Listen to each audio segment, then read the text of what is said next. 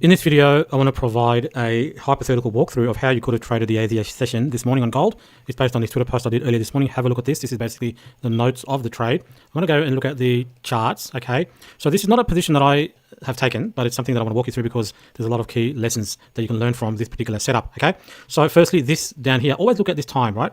The PM session. It's either going to be liquidity for trade, and this will become liquidity at some point as we trade back down through the PM session, but the PM session also may have an order block that Asia will trade into when Asia starts, okay? PM session is at 2 PM to 3 PM, okay? Anywhere in that session, you can see there's 3 down candles, 15-minute chart. So this is a 45-minute dump, okay? Takes out these lows, right? This is a lunchtime liquidity, right? Takes out liquidity, and then we get movement above price displacement, okay? Now, once these 3 candles have been traded above, that validates that order block, okay? So I'm not interested in trading this in the PM session, but I look for that when we get to Asia, the overnight session. This is all of Asia. What's Asia doing here? Okay, Asia starts here, 8 PM. We get this before Asia opens, okay? We get a manipulation move up, okay? We get a move down at 8 PM, the start of Asia, where they're going into these down candles, which are the order block created from the PM session, okay? Right?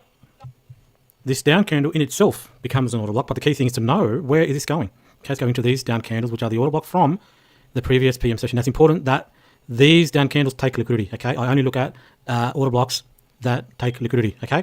Now, this down candle, okay, it's taken all these highs. Anyone that was long has been taken out, okay? The key time really is 9 AM, that second hour. That's important, okay? So this is 8:30 coming into the down candle. You can see all this opportunity to go long, okay? There's your 9 AM candle, again, coming down into this order block, okay? So all this movement is coming down into the order blocks created from the PM session, okay? We get nice price displacement at 9 PM, this is PM, sorry, I might have said AM, but this is PM, okay, this is the overnight session.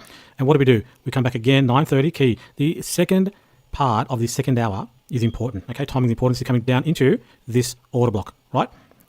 Okay, and this order block's coming down into this down candle coming into this order block. So order flow is bullish, but this is the key, okay? My immediate target, if I'm taking along, as I said, I didn't trade this position, I'm not really looking for longs at this point in time, okay? Or if I'm taking along from this order block as we come back down into it, okay, in the second hour of this session is from 8 PM to 11 PM, okay? So that second hour starts at 9 AM. So I always look for that 9:30, seeing what it's doing, it's coming back down into this order block. Immediate target is going to be the highs from the end of the previous day New York session into this fair value gap. You can see we've actually reached the target, okay, but that will be my immediate target, okay, from this entry here, okay, so you can see we're coming back down again into this gap that was created, okay, and the last hour of Asia goes high. That in itself is enough, okay, so if you're taking along here at 9:30 up to this high, that's more than 50 pips, that is 65 pips, okay, that in itself is enough, okay, so this video is just about walking you through this potential setup in Asia. These down 3 candles were the key, okay, created in the previous day PM session that took liquidity.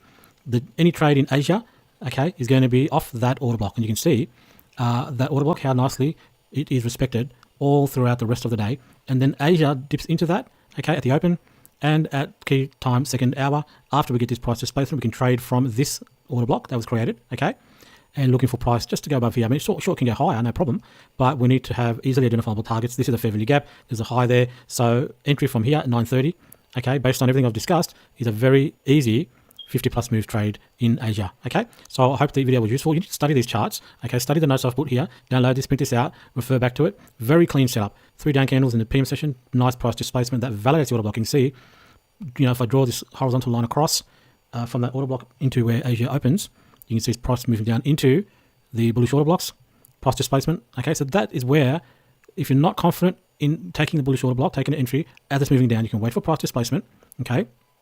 And then we get a move down into this order block, okay?